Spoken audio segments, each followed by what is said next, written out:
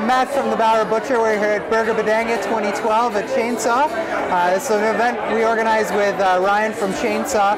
Basically the idea is to get 4 restaurants together, compete for the best burger, and raise a little money for Habitat for Humanity. So we have the Bauer Kitchen, we have Hog Tails, we have Nick and Nat's Uptown 21, and we have Frat Burger here, just battling it out for their the region's best burger. Favorite yet? Well, I've only had one, so no favorite yet, but we've had Nick and Nat's Uptown 21, their heart and brisket burger, which was phenomenal. So we're currently waiting for Hog Tails to serve up theirs, and I'm looking forward to that. They're the only ones using pork, so they stole my heart already with that.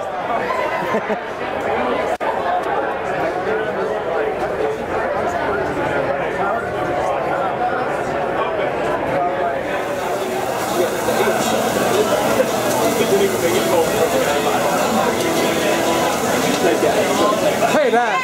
Hey. How many you figure we got left?